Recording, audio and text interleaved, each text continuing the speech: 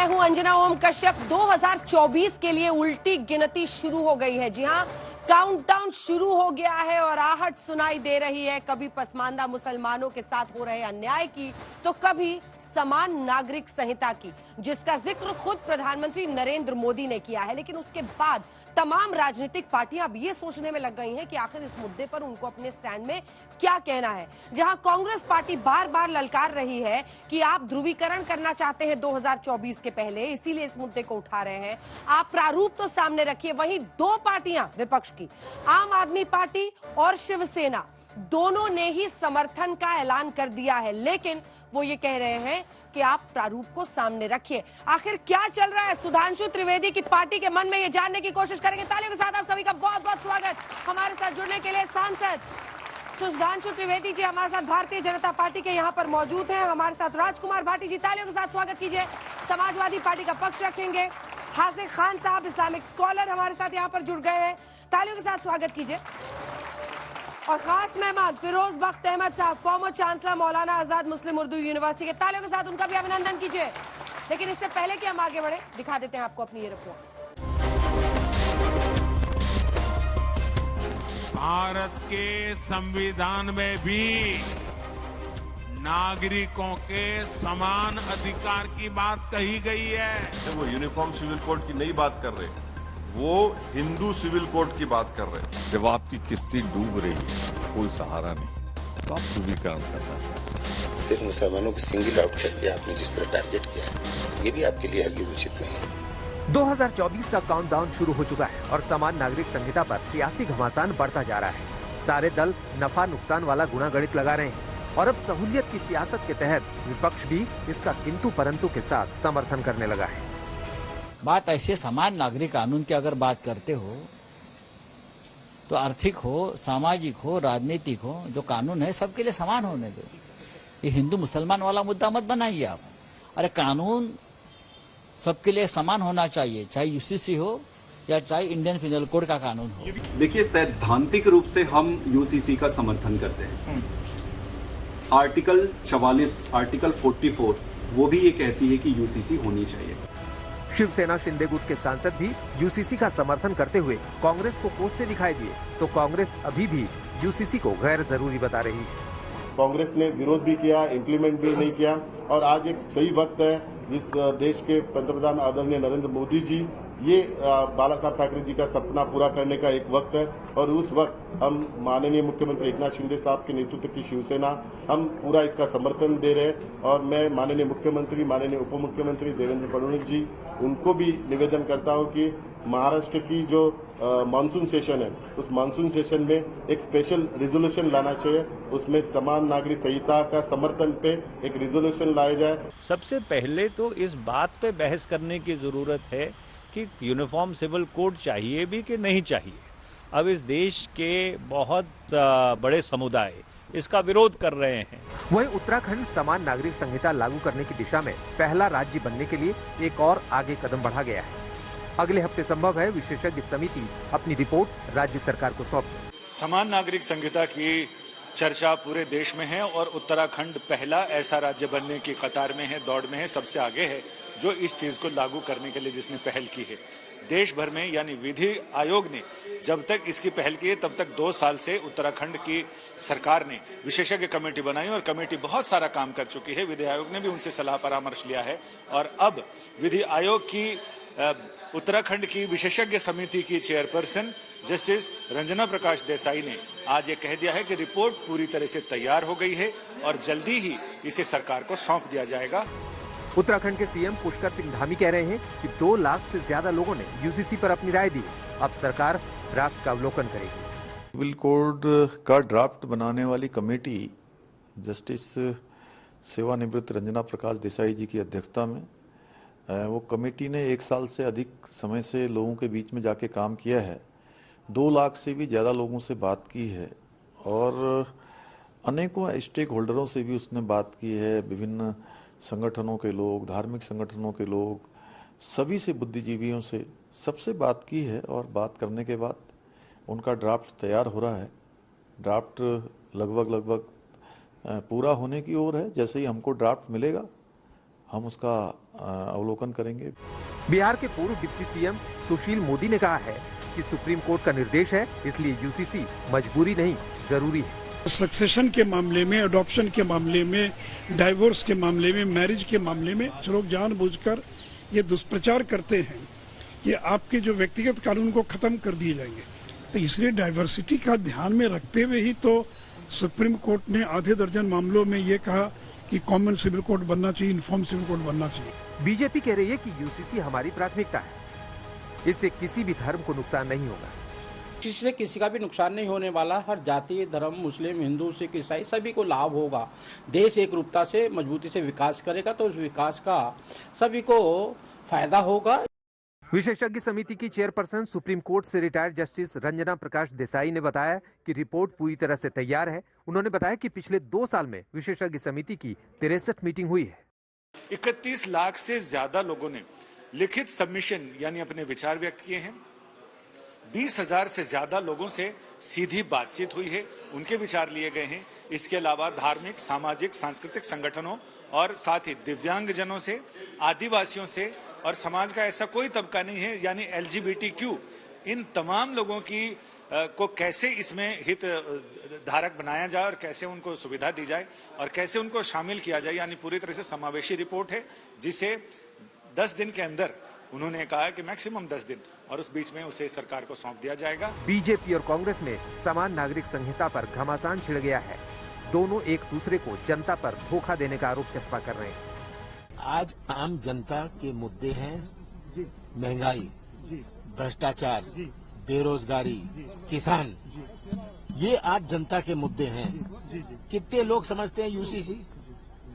कितने आम जनता में से खड़े पूछो, कोई जानता है यूसीसी क्या होता है? ये जानते हैं?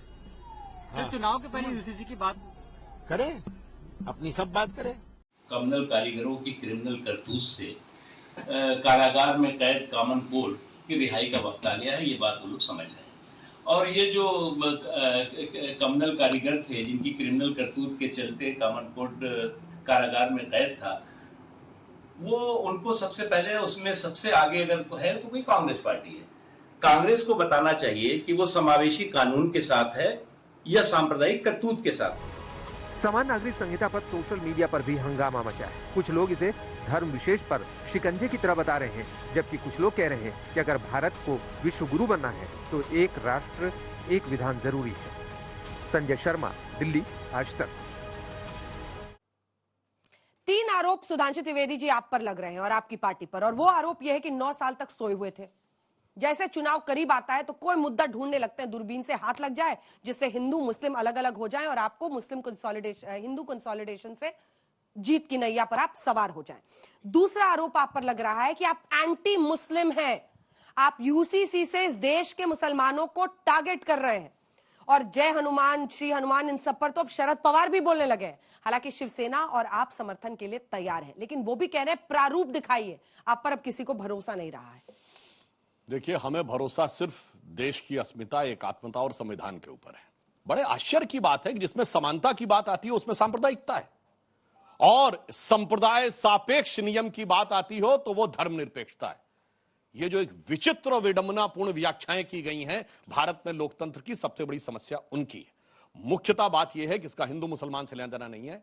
अंग्रेजों की गुलामी के काल के बहुत से एजेंडा जो बाकी रह गए थे 75 साल में, उनको धीरे धीरे करके सबको समाप्त करना है। यह 1939 में लागू हुआ। डॉक्टर अंबेडकर को कोट करता हूं, उन्होंने 23 नवंबर 1948 को कॉन्स्टिट्यूएंट असेंबली में कहा कि इस बात का मुझे आश्चर्य है कि क्यों नहीं इस देश में एक समान कानून होना चाहिए। और उन्होंने यह शब्द बोला है कि 1939 से पहले, यानी उस समय से केवल 10 साल पहले पूरे देश में था, वो इलाके जो आज के पाकिस्तान बांग्लादेश में चले गए, नॉर्थ वेस्ट फ्रंटियर प्रोविंस जिसको आज खैबर पख्तूनख्वा कहते हैं, सब जगह एक समान लॉ था। यह अंग्रेजों की फूट डालो राज करो की नीति के चलते हुए चल रहा था। स्वतंत्रता के अमृत काल में आते आते कम से कम अब तो उस मानसिकता से मुक्त होना चाहिए। हाँ, अब 9 साल वाले पे जवाब देता हूं। पहले 5 साल हमारे पास वो क्षमता नहीं थी, क्योंकि राज्यसभा में हमारे पास 19 के बाद हाँ 19 के बाद बता रहे, अरे हमने एक एक करके 35A हटाया, ट्रिपल तलाक हटाया, हमने धारा 370 हटाई। उसके बाद 2 साल तो कोविड में निकल गए।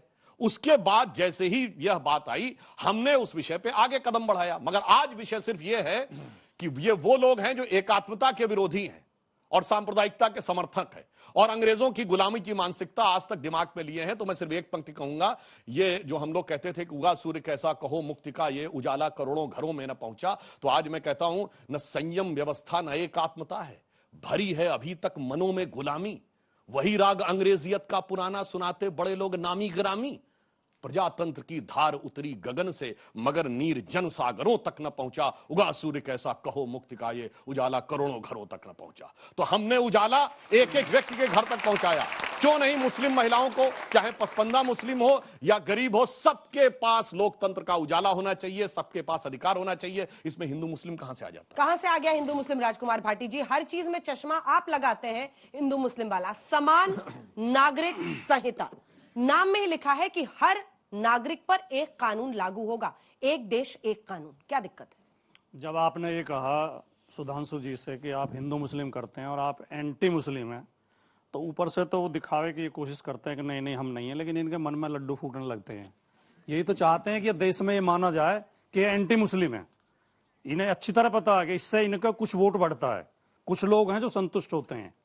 लेकिन अब जहां तक इस समान नागरिक संहिता की बात है, इसे तो अगर सीधे सीधे आज की तारीख में कहें तो सूतना कपास और जुलाई से लट्ठम लट्ठा। अभी तो कोई ड्राफ्ट नहीं है, अभी हमें पता ही नहीं है, ना आपको पता ना सुधांशु जी को पता फिर भी कि क्या क्या परिवर्तन होगा। No no no no no no no no, आप ऐसा प्रयास कर रहे हैं, ऐसा परसेप्शन परोसने की, देश के भोले भाले लोगों को गुमराह करने की कि देखो हम तो देश को एक करना चाहते हैं, ये बाकी पार्टियां विरोधी हैं। नहीं, कोई विरोध में नहीं है। उद्धव ठाकरे के विवेक पर आप सवाल खड़ा कर, शिवसेना कह रही है हम समर्थन करेंगे, अरविंद केजरीवाल कह रहे हैं हम समर्थन करेंगे। मैं उनके विवेक, मैं तो कह रहा हूं हम भी समर्थन करेंगे। हम बिल्कुल समर्थन करेंगे। चला दे खबर, समाजवादी पार्टी भी अंजना जी पूरी बात, समान नागरिक संहिता के समान नागरिक संहिता या किसी भी चीज में समानता की बात की जाए। हाँ। मैं समाजवादी पार्टी से आता हूं। समाजवाद का मतलब ही है गैर बराबरी दूर करना, समानता की बात करना, यही समाजवाद की परिभाषा है। कानून की भी बराबरी होनी चाहिए, जाति की जो गैर बराबरी है वो भी दूर होनी चाहिए, धर्म की गैर बराबरी भी दूर होनी चाहिए, आर्थिक गैर बराबरी भी दूर होनी चाहिए। बहुत ज्यादा किसी के पास बहुत ज्यादा धन हो और कुछ लोग बहुत गरीब हो, ये भी गलत है। गांव शहर की गैर बराबरी भी दूर होनी चाहिए, भाषाओं की गैर बराबरी, लिंग के आधार पर गैर बराबरी, औरत पुरुष के बीच जो गैर बराबरी है वो भी दूर होनी चाहिए। अब संविधान में इन्होंने आर्टिकल 44 तो पढ़ लिया। संविधान तो समान शिक्षा की बात भी करता है, संविधान तो समान स्वास्थ्य की बात भी करता है। यूसीसी आएगा, संविधान तो आपकी शिकायतें दूर। आप फिरोज साहब की ये बहुत एक मतलब आदत बन चुकी है इनकी कि ना बीच में टोका टाकी, ज्यादा गलत आपको पूरा समय दिया जाएगा और आप अपनी पूरी विद्वता उड़ेलना उसमें, लेकिन जब मैं बोल रहा हूं तो मुझे बोलने दें। चलिए, हम चाहते हैं, हम बिल्कुल कट्टर समर्थक है इस बात के कि गैर बराबरी दूर हो। यूसीसी आए नहीं आए, अब लेकिन सुनिए, स्टैंड बोलिए। ये 1950 में देश का संविधान लागू हुआ। आर्टिकल 44 जब संविधान निर्माताओं ने रखा था तो इसका मतलब वो चाहते थे समान सिविल संहिता बने। हाँ? यूनिफॉर्म सिविल कोड आए। उसके बाद 75-76 साल निकल गए। अभी पीछे जो इससे पहला जो लॉ कमीशन था उसने कहा इसकी जरूरत नहीं है, यूनिफॉर्म सिविल कोड की जरूरत नहीं है, ये पिछले लॉ कमीशन ने कहा। अब जो लॉ कमीशन है उसे भी 3 साल हो चुके हैं। 3 साल के लिए लॉ कमीशन आता है, उसके 6 महीने बचे हैं और 6 महीने सरकार के बचे हैं। अगर ये गंभीर होते कॉमन सिविल कोड के लिए, यूनिफॉर्म सिविल कोड के लिए, तो ये उसका ड्राफ्ट लेके आते, सर्वदलीय मीटिंग बुलाते, विद्वानों को बुलाते, उस पर चर्चा करते, किसी को कोई आपत्ति। अब ये जब 6 महीने बचे हैं और चुनाव सिर पर है, तब ये उनको टारगेट कीजिए। पर आपका क्या स्टैंड है? यूसीसी आना चाहिए? हमारा स्टैंड ये है कि पहले ये स्पष्ट करें कि क्या क्या बदलाव चाहते हैं। गोवा में हिंदू महिला को, या अगर कोई हिंदू महिला, कानून है गोवा में, अगर हिंदू महिला को 25 साल की आयु तक बेटा नहीं होता है तो उसके पति को दूसरी शादी करने का अधिकार है। तो सुधांशु जी कहें कि ये गोवा के हिंदुओं का अधिकार छीनेंगे, बाकी देश के हिंदुओं को भी अधिकार देंगे। स्पेसिफिक जवाब दीजिए, क्योंकि शादी और अडॉप्शन ये महत्वपूर्ण चीजें उसमें रहेंगी। पहले तो बता दूं, ये कह रहे हैं, मगर इनकी पार्टी के सांसद शफीकुर रहमान बर्क का आज ही बयान है कि हम तो कोई आप सरकार की सफीकुर बात रहमान नहीं बर्थ से मानेंगे। डिबेट करो, आप मुझसे कर रहे हो तो मैं जवाब अरे भाई दूंगा। आपकी पार्टी के सांसद हैं, आपकी पार्टी से बड़े हैं। और सुनिए और उन्होंने कहा जो मौलवी इकराम बोलेंगे वो हम मानेंगे, हम सरकार की बात नहीं मानेंगे। केटी हसन इनके सांसद है जो कह चुके हैं कि अगर ये आएगा तो 4 बीबियां नहीं रख पाओगे। अरे इसलिए आप मैं क्या पूछना करेंगे वो चाहता बताइए ना, उन पर ऐसे मत लिखिए, जो वो बोल रहे हैं सर वो बताइए। अगर ऐसे में उदाहरण देने लगूंगा तो गिरिराज सिंह इनकी पार्टी के हैं, वो कहते हैं मुसलमानों को पाकिस्तान भेज दो। साध्वी प्रज्ञा वो कहती छुरे पहना के रख लो। प्रवेश वर्मा वो कहते मुसलमान जहां मिल जाए मारो। ये जवाब देंगे उसका? व्यक्तिगत जवाब नहीं, पार्टी का स्टैंड में बता रहा हूं। पार्टी का स्टैंड बोल और रहा हूं। आपके पास कुछ बताने के लिए है ही नहीं। आप बताओ क्या परिवर्तन करोगे? हाँ, मैं बता रहा हूं। ये डॉक्टर राम बताइए मनोहर पहले। लोहिया का प्रसिद्ध वाक्य है, चूंकि ये लोग लोहियावादी अपने कहते हैं कि हैं, जिंदा कहते कौमें नहीं है, 5 हैं साल कट्टर। इंतजार नहीं करती हैं और 75 साल के बाद कह रहे हैं संविधान निर्माताओं ने कहा था 50 में, तो अब 75 साल हो गए, अभी भी चर्चा करो, बात करो, कोई रास्ता निकालो। 370 में भी यही बोलते थे, चर्चा करो, बात करो, रास्ता निकालो। राम जन्मभूमि में भी यही बोलते थे, चर्चा करो, बात करो। एक्चुअली रास्ता निकालना ही नहीं था, रास्ता बंद रखना था। जब से मोदी जी आए हैं रास्ता निकलने लगा है, यह बात इनके दिल में अखरने लगी। सुधांशु जी की बात से स्पष्ट है, उन्होंने कह दिया, उनका लहजा बता रहा है। चर्चा नहीं करेंगे, पूछेंगे नहीं, थोपेंगे। आपकी तकरीर ये हो गई, जो और धींगा भी लोग मुस्लिम हैं। है लॉ कमीशन लॉ कमीशन ने सबसे सलाह मांगी है। 14 जुलाई तक एक आम नागरिक भी दे सकता है, सिर्फ सांसद नहीं, राजनीतिक दल नहीं।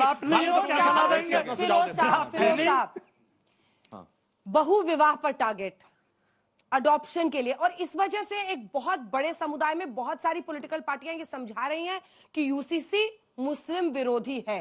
क्या समान नागरिक संहिता मुस्लिम विरोधी है? इस पर आप दोनों का जवाब। मैं इससे पहले जवाब दूं, आपने बात करी और सुधांशु जी ने भी महिलाओं की और पसमानदा की। दो लाइनें पढ़ रहा हूं, बच्चे साथ देंगे। बात मुस्लिम महिला की हो या हो पसमानदा मुसलमान, मोदी साहब नरेंद्र हैं, सबके भाईजान। एक लाइन और है, और हां हिंदू आलम में वो हैं सबकी आन बानो शान। शुक्रिया। अब आपका जवाब देखिए, आमतौर से मैंने भाटी साहब को सुना, पिछले प्रोग्राम में मेरे साथ थे।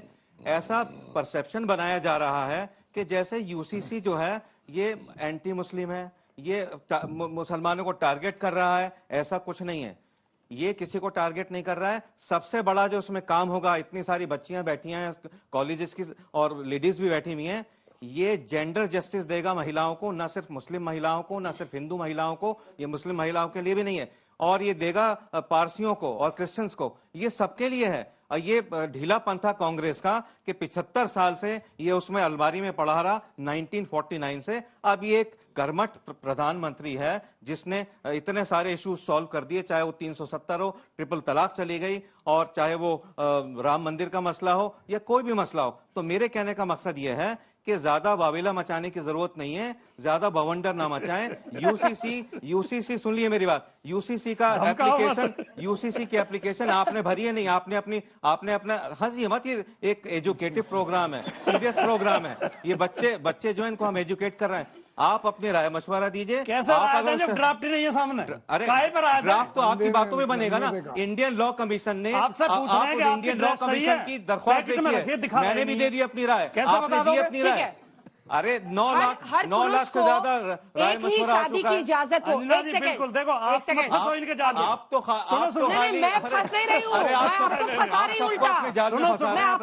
अभी इन्होंने कहा, फिरोज साहब ने कहा आप रायता मत डालिए, मुस्लिम महिलाओं को न्याय मिलेगा।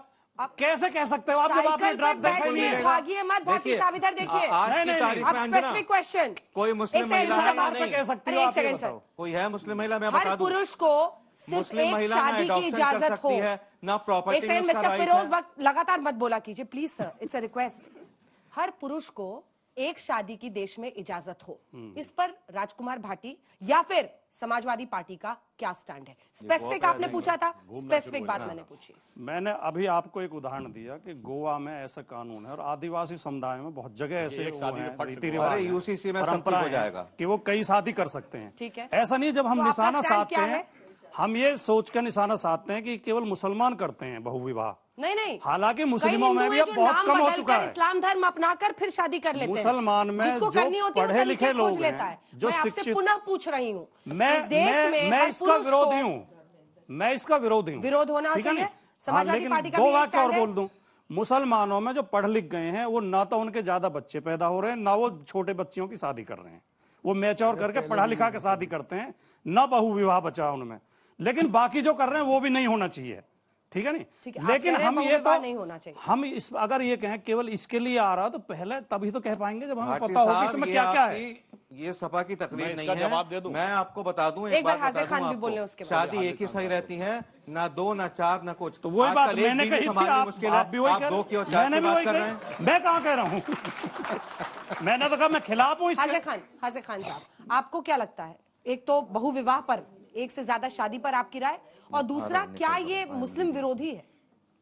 देखिए, यूसीसी के बारे में माननीय प्रधानमंत्री भोपाल में तकरीर करते हुए कह रहे हैं कि यूसीसी हमारे देश में आएगा। मैं ये कहना चाहूँगा कि ये पार्लियामेंट में तय होगा कि कौन सा यूसीसी बन के आएगा, उसकी ड्राफ्टिंग नहीं हुई, ये सब होगा। लेकिन भारतीय जनता पार्टी अब तक ये करी है कि दिलों में आग लबों पर गुलाब रखते हैं, ये सब अपने चेहरे पे दोहरे नकाब रखती है। मैं आपकी एक बहुविवाह और छोटे बच्चों की शादी के बारे में बता दूं, कुरान में अल्लाह ताला ने कहा है कि ए आदम की औलाद, तुम्हें जो औरतें पसंद हो उनसे तुम 2-2, 3-3, 4-4 निकाह कर सकते हो। फिर अल्लाह ने कहा है बशर्ते कि उनके साथ एक सा मामला कर सको, अदलो इंसाफ कर सको। और फिर उसके बाद कहा है कि ये नहीं कर सको तो तुम्हारे लिए बेहतर है कि एक ही निकाह करो। मान कौन रहा है उसे? नहीं मान क्यों नहीं, तो जितनी करनी है वो करता नहीं। हमारे हिंदुस्तान आपने तो देखी नहीं होगी, मैंने देखी, दो शादी वालों के रोज ठुसाई होती है, रोज ठूसेबाजी होती है, और हम पंचायत करने जाते हैं। प्लीज टॉक सेंसिबली, इस तरह की बातें मत। मैं ये कह रहा हूँ कि उनके घर में रोजाना लड़ाई होती है और हम पंचायत करने जाते हैं। शादी दो करना आसान, यही तो बंद करना है ना। बंद की से पहले से कहा। कौन होते पंचायती करने वाले किसी के निकाह में? निकाह नहीं, जब उनके घर में कोई झगड़ा हो जाता है तो हम जाते हैं, लड़ाई बुलाया जाता है हमको, ऐसे पंच बुलाया जाता है। बात रही कि इस्लाम ने कहा है कि बलोगत के बाद शादी। दूसरी यूसीसी के बारे में पिछला जो 21वां लॉ कमीशन था उसने कहा कि हमारे मुल्क में इसकी जरूरत नहीं है। वो भी तो संविधान के जानकार थे जिनकी 2016 में मोदी जी ने बनाया था, मैंने नहीं बनाया था वो, और 2018 में उसने रिपोर्ट दी, और 2022 में क्योंकि आप लागू करना चाहते हो, अरे करो उसको, पहले ड्राफ्ट के बारे में आप ड्राफ्टिंग करके लाओ। हमारे मुल्क में 8 मज़ाहिब के लोग लगातार मत बोलिए mister Firoz, please I am requesting you. हम शाउटिंग मैच नहीं करते आज तक पे, दूसरे चैनल पे चिल्लाना हो एक साथ चिल्लाइएगा। एक व्यक्ति एक बार में बोले तभी दर्शक सुन पाते हैं। अंजना जी, हमारे मुल्क की खूबसूरती है, हमारा मुल्क दुनिया में सेकुलर है, और इसलिए है कि यहाँ 8 मज़ाहिब के लोग 75 साल से शांति के साथ रह रहे हैं। और यहाँ एक मिनट बात, मेरे सवाल का तो जवाब ही नहीं दे रहे। यूसीसी से क्या हो जाएगा? हमें कोई एतराज नहीं। यूसीसी का पहले तो वो ड्राफ्ट आए ना, ड्राफ्ट आएगा तो कौन एतराज करेगा? सिख करते हैं, बौद्ध करते हैं, मुसलमान करते हैं, क्रिश्चियन करते हैं, वो तो बाद में होगी। लेकिन हम ये कह रहे हैं कि 9 साल सरकार थी आपने, 9 साल में क्यों नहीं किया? अचानक जब सरकार 6 महीने 8 महीने चुनाव के रहे तो मोदी जी एक चुनावी सभा में कह रहे हैं अरे भाई पार्लियामेंट में उस पर बहस कीजिए, लाइए, उसको हिंदुस्तानियों को मानना होगा जो भी संविधान बनेगा। मेरा प्रश्न सुधांशु सर से है। महोदय, पहले आप यह बताइए, आप बता रहे थे कब से कि एक चीज एक जाति एकदम, मतलब बीजेपी का सीधा मानना है कि सब एक बराबर है। तो मेरा प्रश्न यह है कि कोई भी मुझे देखता है, मैं अपनी निजी बात कर रहा हूँ, मैं अगर तिलक लगा रहा हूँ, अगर मेरा ये तिलक है या चुरकी है या कोई भी गमछा लिया हूँ, हाँ, तो ये कोई अनुमान कैसे लोग लगा लेते हैं? आप तो बीजेपी वाले हैं, हमसे कई लोग, मैं दयाल सिंह विद्यालय का, मैं महाविद्यालय का, दिल्ली विश्वविद्यालय का हूँ। तो क्या पढ़ रहे हैं? मैं BA कर रहा हूँ। किस सब्जेक्ट में? Political science. तो ये सामने वाली की आकांक्षा ऐसे क्यों होती है कि ये बीजेपी का ही समर्थक है? ऐसा क्यों है? कहीं ना कहीं तो जातिवाद हो रहा है। आप उनसे पूछ रहे हैं? जी, ऐसा हो क्यों रहा है? सामने वाले ऐसी आकांक्षाएं क्यों लगा रहे हैं कि ये मतलब, तो आपको ये अच्छा लगता है, बुरा लगता है? ये मुझे बुरा लगता है। अगर मैं तिलक लगा रहा हूँ तो मैं बीजेपी का समर्थक कैसे हो सकता हूँ? मैं आपको बात बता रहा हूँ, नहीं हो सकते हैं, नहीं हो सकते हैं भाई, किसी भी पार्टी के हो सकते हैं। हाँ, ये मैं इसके लिए तो पूर्ण स्वतंत्र हूँ भाई। अजीब समस्या है, थोड़ी समस्या। कारण और कुछ नहीं है कि अभी भी मैकाले और मार्क्स की मानसिकता इस कदर दिमाग में भरी हुई है कि मॉडर्न आदमी सोच ही नहीं सकता कोई कि मॉडर्न तिलक लगाए होगा या मॉडर्न महिला साड़ी पहने हुए बिंदी लगाए हुए होगी। ये जो गुलामी की मानसिकता है, इस अमृत काल में निकलने की जरूरत है। इसलिए मैं आपसे कहना चाहता हूं, आज एक बहुत बड़ा वर्ग भारत में, खासकर इंटेलेक्चुअल क्लास जो अपने को कहता है लुटियन जोन का, उसके दिमाग में जानते क्या है कि वेशवाणी, तत्व, दर्शन, दूसरों का यह सभी ले, विकृति को हम ग्रहण करते, निज प्रकृति को आज भूले, इस विदेशी नकल को अब अस्मिता क्या मान ले हम? हो गए हैं स्वप्न सब साकार, कैसे मान ले हम? टल गया सर से व्यथा का भार, कैसे मान ले? इसलिए अमृत काल में इससे बाहर निकलिए। ये तुम्हें लगता है कि इसकी वजह से, इसके रंग की वजह से ज्यादा? मुझे ऐसा व्यक्तिगत रूप से लगता है कि निजी अनुभव है। लेकिन तुम आप हमेशा इसको जी मैं वाराणसी से हूँ, मेरी प्रारंभिक शिक्षा सेंट्रल हिंदू स्कूल CHS-BHU से हुई है, तो मेरा शुरू से यही रहा है। मेरे आप चाहते हैं कि बीजेपी से आपको ना जोड़ा जाए? ऐसा क्या मतलब, ये क्या प्रमाण है कि आप बना दिए हैं कि भाई मेरा सीधा स्टैंड कि अगर मैं टीका लगा रहा हूँ, अगर मैं पूजा कर रहा हूँ तो अपनी व्यक्तिगत आस्था के लिए कर रहा हूँ, अपने एकाग्रता के लिए कर रहा हूँ। इसका क्या संबंध है कि अगर मैं मतलब ब्राह्मण हूँ या जो भी हूँ तो मैं मेरा बीजेपी से संबंध हो गया, बीजेपी हूँ? इसमें गलती किसकी है, जनता की है या बीजेपी की है? ये बीजेपी वातावरण ऐसा बना दिया ना इसकी। यही बात और सही तो बाद में मैं यही पहुंचना चाह रही थी, थोड़ा टाइम लगा लेकिन आ गए। सही कहा, बीजेपी ने वो वातावरण बनाया है, इस रंग पर जो आप बीजेपी ने वो वातावरण बनाया है कि एक जमाने में 2-4-5% वोट हुआ करता था, आज 32% है, 2 सीटें होती थी, 303 सीटें हैं। चिंता मत करिए, एक दिन सारे के सारे वही होंगे। मैं एक लाइन फिर बोल देना चाहता हूं, जब ढांचा गिरने के बाद चुनाव हुआ था और सपा बसपा कांग्रेस आई, सारे मौसेरे भाइयों ने मिलकर सरकार बना ली थी, तो एक नारा लगा था उत्तर प्रदेश में, मिले मुलायम काशीराम, हवा में उड़ गए जय श्री राम। तो हमारी एक नेत्री ने नारा लगाया, कहा था कि ये जानते नारा क्यों लग रहा है? क्योंकि आपकी एकता और कॉन्फिडेंस में कमी है। जिस दिन पूरी एकता कॉन्फिडेंस दिखा देंगे, उस दिन जो ये नारा लगाते हैं कि मिले मुलायम काशीराम, हवा में उड़ गए जय श्री राम, उस दिन नारा हो जाएगा क्या मुलायम का काशीराम, सारे बोलेंगे जय श्री राम।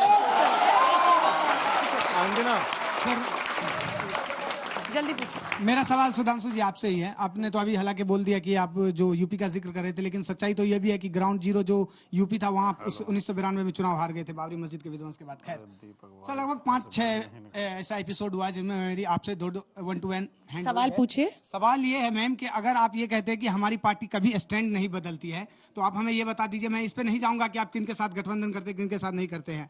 आप पूरा साम दाम दंड भेद लगा करके अगर ये कहते हैं कि यूसीसी अच्छा कानून है, और उसी केरल में जहां आर्टिकल 3 केरल के उस यूसीसी में लिखा हुआ है कि अगर एक औरत 25 साल तक या बच्चे पैदा नहीं कर पाती या 30 साल तक गोवा में सॉरी, तो वो मतलब कि अपना ये है कि दूसरी शादी कर सकते हैं। तो ये मतलब फिर वही मैं पूछ रहा हूँ, इजाजत लेके करेगा उससे, परमिशन लेके। यहाँ पे सवाल ये है, पहला तो आपको ये करेक्ट कर दूं कि हम लोग यूपी में 92 के बाद चुनाव नहीं हारे थे।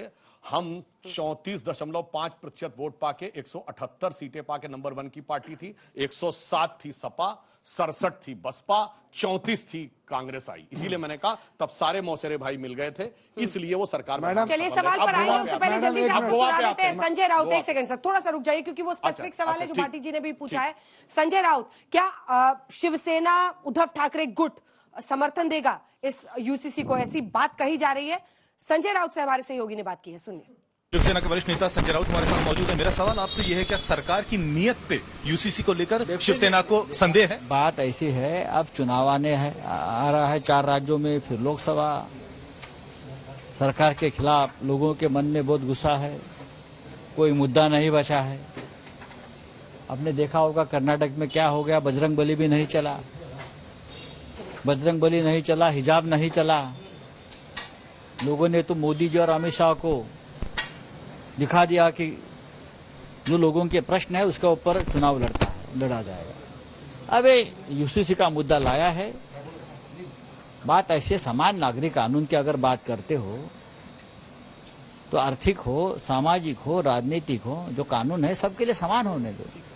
ये हिंदू मुसलमान वाला मुद्दा मत बनाइए आप।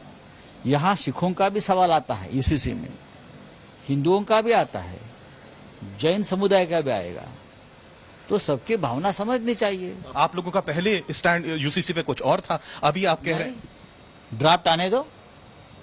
आज आपका स्टैंड क्या है? Where does Shiv Sena stand today? Draft कहाँ है, कानून आया कहाँ है, बात चल रही है ना। तो चलिए चर्चा को आगे लिए चलते हैं और ठीक है, आप पूछिए अपना सवाल। मेरा सवाल ये है कि यूसीसी जो है ना पाकिस्तान में भी है, बांग्लादेश में भी है, इंडोनेशिया में भी है, मलेशिया में भी है, इवन टर्की में भी है, सारे मुस्लिम कंट्रीज में है। बिल्कुल। यहाँ कुछ देशद्रोही लोग जिनमें मोस्टली मुसलमान ही है। ये देखिए, आप अपनी भाषा को मर्यादित कीजिए। मैं आपको बोलने नहीं दूंगी, बैठिए जाके। देखिए, कभी भी किसी भी मजहब को आप सर्टिफिकेट देने वाले कोई नहीं होते हैं, ना आप ना मैं। इस बात को समझिए, मुझ पर गुस्सा मत कीजिए, आप मुझसे बहुत बुजुर्ग हैं, मैं आपका सम्मान करती हूँ, मैं आपका सम्मान करती हूँ, लेकिन ये बात गलत है। किसी एक मजहब, नहीं मैं सर प्लीज बैठ जाइए, आपकी निजी राय हो सकती है, मैं माफी मांग रही हूँ आपसे, आप इतने बुजुर्ग हैं, लेकिन किसी मजहब को लेकर इस तरह की बात मत कीजिए। अब चलिए आप पूछिए अपना सवाल, छोटे छोटे सवाल। मेरा सवाल सुधांशु त्रिवेदी सर से है। आप पे आरोप लगता है कि आप एंटी मुस्लिम हैं, तो आप इतना ही मोहब्बत मुस्लिम से करते हैं, तो आप बता दीजिए आपके कितने एमपी है। पहले तो शाहनवाज हुसैन थे, आपके मुख्तार अब्बास नकवी थे, पहले तो ऑलरेडी 98% आप मोहब्बत मुस्लिम से करते थे, उसको कंप्लीट करके आपने 100 कर दिया। ठीक है, जवाब दीजिए। 2009, 2014, 2019 3 लोकसभा चुनाव, 7 से 8 आपने टिकट दिए। 2009 में तो एक जीत कर भी आया था, 14, 19 एक भी आपका सांसद इस देश में मुस्लिम नहीं है। क्या है उनका रिप्रेजेंटेशन? चलिए मैं उसका भी जवाब दूंगा। मुस्लिमों की आबादी इस देश में कितनी है? 15% है। 15 उत्तर प्रदेश में 20%। बताइए एक पार्टी जिसने 20% मुसलमानों को टिकट दिए हो, चुनौती पूछता हूँ। सुनिए, गुजरात में कितने मुसलमानों को टिकट दिए थे कांग्रेस ने? बोलिए। 20% दिए थे। आप अपनी 2% दिए थे। इसलिए मैं कह रहा हूं, सिर्फ सवाल हमसे क्यों है भाई? सरकार में और गुलाम नबी आजाद साहब तो खुद बोल चुके हैं कि मुझे मेरी पार्टी के लोग, जब वो कांग्रेस में थे, मुझे चुनाव प्रचार के लिए नहीं बुलाते, क्योंकि उन्हें डर लगता है कि मेरे आने से कहीं मेरे वोट न कम हो जाएं। ये डर तो आपके अंदर है। हम बता रहे हैं हमने क्या किया है। अरे आप ये कहते हैं कि सांसद बनाना, मंत्री बनाना, पिछली राज्यसभा में तो हमारे 3 सांसद थे 2022 तक, जो किसी पार्टी में 3 मुस्लिम सांसद नहीं थे। मुख्तार अब्बास नकवी भी थे, सैयद जफर इस्लाम भी थे और एमजे अकबर भी थे। मगर हमने तो वो राष्ट्रपति बनाया है जो आलम इस्लाम में आज तक नहीं हुआ। डॉक्टर एपीजे अब्दुल कलाम इतना बड़ा साइंसदान नहीं हुआ। और ये जितने सेकुलर जमात के लोग हैं, सब एड़ी चोटी का जोर लगा के खड़े थे कि डॉक्टर कलाम को नहीं होना चाहिए राष्ट्रपति। हमने बनाया था ये है। और सुनिए, स्वतंत्र भारत की स्वतंत्र भारत की आजादी मिली 15 अगस्त 47 को, और जहां पहली शहनाई 15 अगस्त 47 को लाल किले पे बजाई उस्ताद बिस्मिल्लाह खां ने, उस्ताद बिस्मिल्लाह खां को भारत रत्न अटल जी के जमाने मिला। 50 साल तक किसी सेकुलर ने नहीं दिया, क्योंकि जो असली मुसलमान है देश के साथ। और सुनिए, भारत के लिए शहीद होने वाला पहला गैलेंट्री अवार्ड विनर, हिंदू मुसलमान छोड़ दिए, इंडियन आर्मी का पहला गैलेंट्री अवार्ड विनर कौन था? ब्रिगेडियर मोहम्मद उस्मान। नौशेरा की लड़ाई में नौशेरे का शेर। उत्तर प्रदेश के आजमगढ़ में कोई नहीं जाता उसके घर पे, सब जाते हैं आतंकवाद के आरोपियों के घर पे। वीर अब्दुल हमीद की शहादत की 50वीं वर्षगांठ 2015 में हुई। कोई सेक्युलरिज्म का सूरमा गया हो तो मुझे बताइए। वहां मोदी जी ने बुलाकर उनकी पत्नी के साथ पूरे परिवार को सम्मानित किया। डॉक्टर कलाम के नमाजे जनाजा तो छोड़िए, डॉक्टर कलाम के मेमोरियल में कितनों की फोटो है सोशल मीडिया में, सोच लीजिए। इसलिए बात हिंदू मुसलमान नहीं है। मुसलमानों में कट्टरपंथी तबके को, इन्हें अबुल कलाम रोड नहीं चाहिए, औरंगजेब रोड चाहिए। यह समस्या है इनकी मानसिकता। पूरा देश आज तक देख रहा है, पूरा देश सुन ले। जो लोग अब तक गुमराह थे वो सुन ले अच्छी तरह। हम इनके आरोप झेलते झेलते परेशान हो गए, हमारे कान पक गए कि ये पार्टियां मुसलमान को बढ़ावा देती हैं, मुसलमान को बढ़ावा देती हैं। आज सुधांशु जी खुद कह रहे हैं कि इन पार्टियों ने मुसलमानों को टिकट नहीं दिए, इनकी पार्टी उन्हें सम्मान देगी। मैं ताली बजाता हूं इसके लिए, आपकी पार्टी सम्मान देगी। मैं स्वागत करता हूं आपका, क्योंकि इस देश में आपने कहा था डॉक्टर लोहिया के चेले हैं। डॉक्टर लोहिया ने कहा था कि किसी जाति और किसी धर्म के लोगों को एक मुश्त एक पार्टी को वोट नहीं देना चाहिए, और एक किसी पार्टी को किसी या जाति धर्म की पार्टी बनकर नहीं रहना चाहिए। वो देश के लिए खतरनाक है। आप मुसलमान भाइयों के लिए रास्ता खोल रहे हैं, अच्छी बात है, स्वागत योग्य है, आप खोलिए, बहुत अच्छी। भाटी साहब 2 लाइन सुन लीजिए। 4 सुनो, मैं इजाजत जाऊं। आप तो तकरीर करने लगते हैं, मैं सिर्फ 2 लाइनें कहूंगा आपके लिए और सारे बच्चों के लिए। कोई मुश्किल नहीं है हिंदू या मुसलमान होना। हाँ बड़ी बात है, हाँ बड़ी बात है इस दौर में इंसान होना। सुधांशु जी आप भी सुनिए, हाजिर भाई आप भी, भाटी साहब आप भी, और अंजना आप भी, और पूरा ये हाउस है, ये सबके लिए है। हम हिंदुस्तानी हैं, हम इंसान हैं, हिंदू मुसलमान से लेना देना कुछ नहीं है। और मोदी जी जैसा दमदार, दिलदार, जानदार, वफादार, वफादार, शानदार, कामदार एंड अबव ऑल ईमानदार वजीर आजम नहीं है। उसकी कदर कर लो, वरना झोला उठा के ये 2024 में आप चाहते हो पहाड़ों में चला जाएगा। 4 लाइन मैं भी सुना देता हूं। 4 लाइन मैं भी सुना। ये गरीबी से हमारी फैसला कुन जंग थी, फिर कहां से बीच में मस्जिद और मंदिर आ गए। और जिनके चेहरे पर लिखी थी जेल की ऊंची फसील, रामनामी ओढ़ के संसद के अंदर आ गए। और कल तलक जो हाशिए पर भी नजर आते न थे, आजकल बाजार में उनके कैलेंडर आ गए। और जिनको सच कहना, सुनना और देखना भाता नहीं, कुर्सियों पर अब वही बापू के बंदर आ गए। अरे वैसे बापू के बंदर कौन थे? मैडम, ये बापू के बंदर किसके लिए लिखा गया? जो बैठे हैं।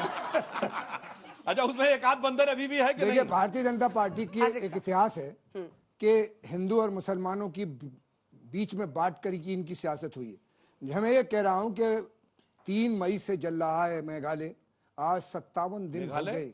मणिपुर 3 तारीख से 3 मई से मणिपुर राज्य तो सही बोल रहे हैं। मेघालय भी गर्म है, उसके बराबर में उससे कोई फर्क नहीं पड़ता है। और 57 दिन से ना हमारे देश के प्रधानमंत्री बोल रहे ना ये बोल रहे। जब इन्होंने पहली बार भारतीय जनता पार्टी ने मायावती के साथ सरकार बनाई थी, तब मैंने कहा था कि साल भर तक ये तमाशा बस यूं ही चलता रहे, हम करें कल्याण माया जाल में तुम गुम रहो, और 2 हवसकारों में आखिर हो गया ये मुआहिदा, 6 महीने हम रहे और 6 महीने तुम रहो। मायावती कहती तिलक तरवाजू और तलवार जूते मारो इनमें 4, आपने सरकार 3 बार 2 बनाई उनके साथ। आप कैसी बात करते हैं? हम ये कहते हैं आप सरकार में आए हो, 10 साल दिया, ऊपर हमने नहीं बनाया, मोदी जी को इस प्रदेश का प्रधानमंत्री ऊपर वाले ने उन्हें मौका दिया, 10 साल उनको 135-40 करोड़ हिंदुस्तानियों की सेवा करना चाहिए थे, उसमें हिंदू मुसलमान नहीं करते। आप 4 लोगों के मुसलमानों के नाम लगा के 16 करोड़ मुसलमानों को कुछ दे दिया, ये बताना चाहते हो? आपको मुसलमानों के इलाकों में स्कूल, कॉलेज, हॉस्पिटल,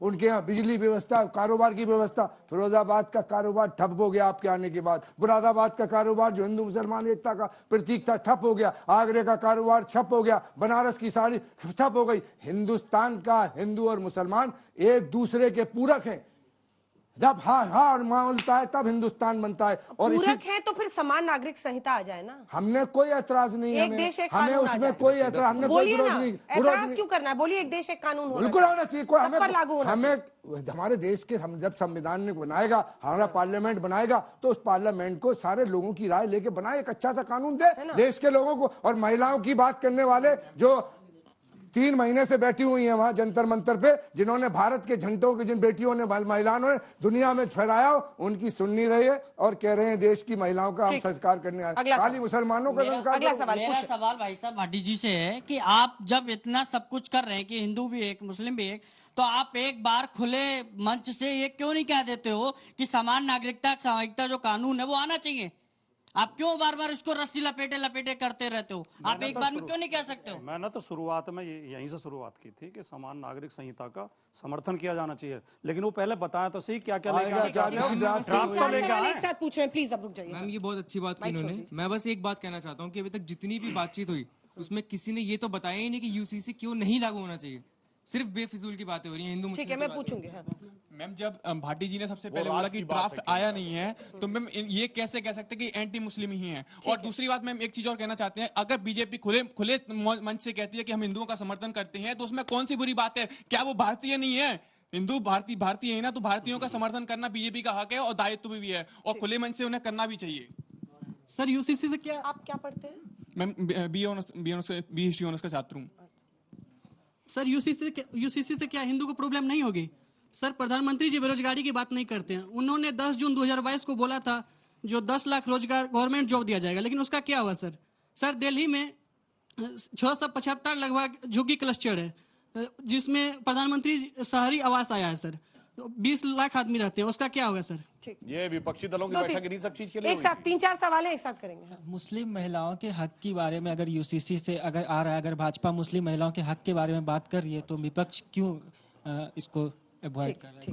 ठीक, अब आप थोड़ा साइड हो जाइए। हाँ, आपसे शुरू करते हैं। आपसे भाटी जी वो कह रहे थे नहीं, उन्होंने एक बच्चे ने कहा कि ये क्यों कह रहे हो? बताइए कि क्यों नहीं आना चाहिए।